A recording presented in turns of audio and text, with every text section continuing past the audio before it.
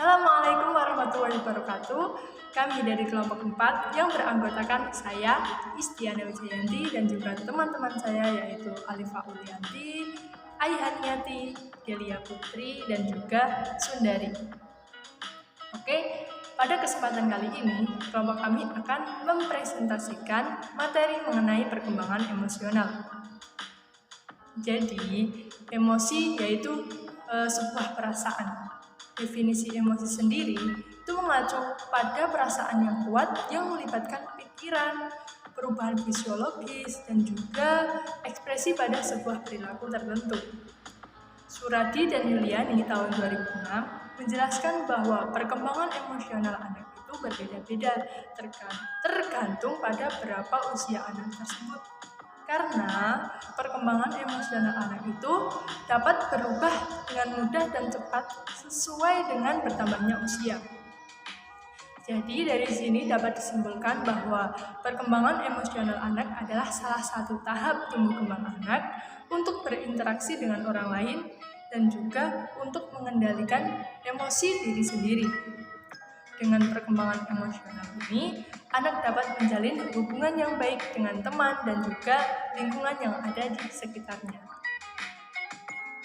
Selanjutnya, saya akan menjelaskan tentang teori-teori proses terjadinya emosi. Di sini terdapat 5 teori yang bisa menunjang terjadinya proses emosi. Yang pertama ada teori James Lange, yaitu di mana sebuah peristiwa yang menyebabkan rangsangan fisiologis terlebih dahulu dan kemudian seseorang menafsirkan rangsangan ini, dan jika seseorang tidak menyadari atau tidak memikirkan rangsangan ini, maka dia tidak mengalami emosi. Yang kedua yaitu teori Menam-Bird, yang mana seseorang mengalami rangsangan fisiologis dan emosional itu secara bersama, tetapi tidak melibatkan peran pikiran atau perilaku ilmiah. Yang ketiga ada teori Schuster-Singer, yaitu suatu peristiwa pertama menyebabkan rangsangan fisiologis, kemudian mengidentifikasi dan mendapat pengalaman yang disebut emosi. Yang keempat ada teori Lazarus, yaitu pikiran harus datang sebelum emosi atau rangsangan fisiologis.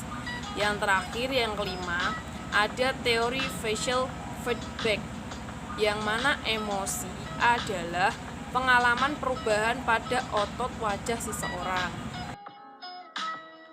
Oke, selanjutnya di sini saya akan membahas terkait dengan jenis-jenis emosi. Jenis-jenis emosi di sini dikelompokkan menjadi 2, yaitu emosi primer dan emosi sekunder. Emosi primer adalah emosi utama yang dapat menimbulkan emosi sekunder. Emosi primer itu timbul dari manusia sejak lahir.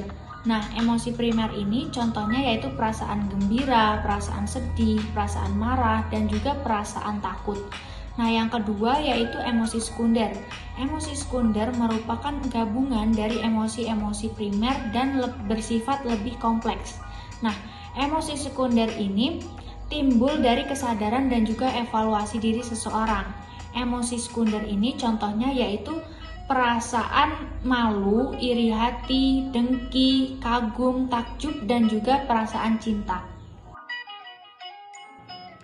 Nah, sekarang saya akan menyampaikan tentang tahapan perkembangan emosi.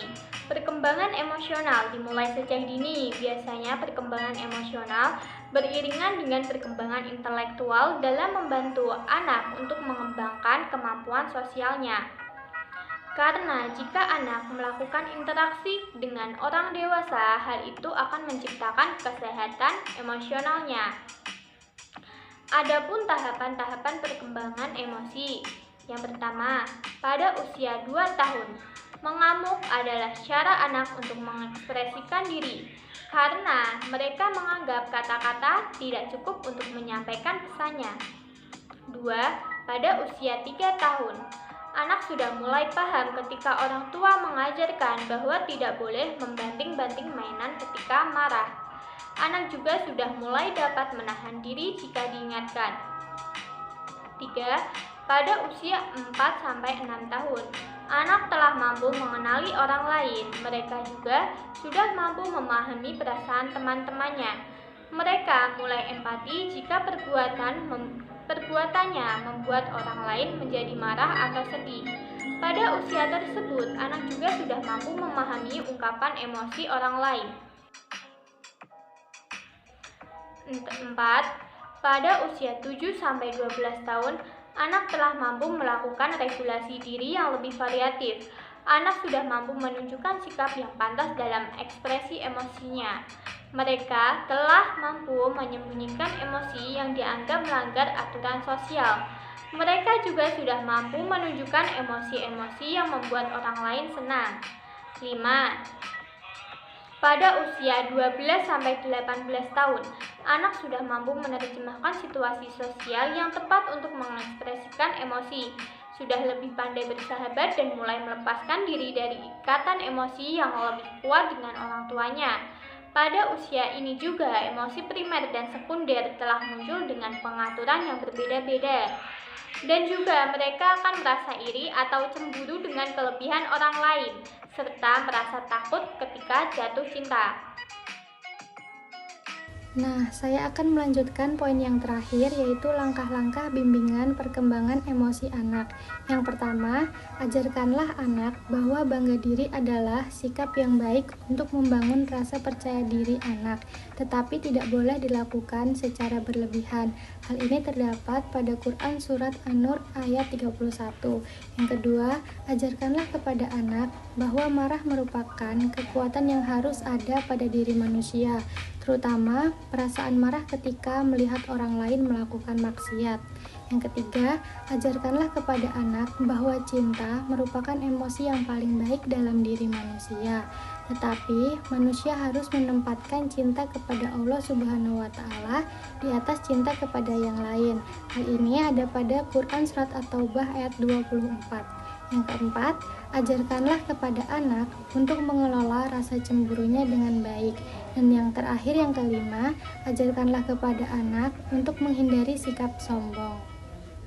Nah, sekian presentasi dari kelompok kami. Apabila ada kesalahan kata, kami memohon maaf yang sebesar-besarnya. Wabillahi taufiq wal hidayah. Wassalamualaikum warahmatullahi wabarakatuh.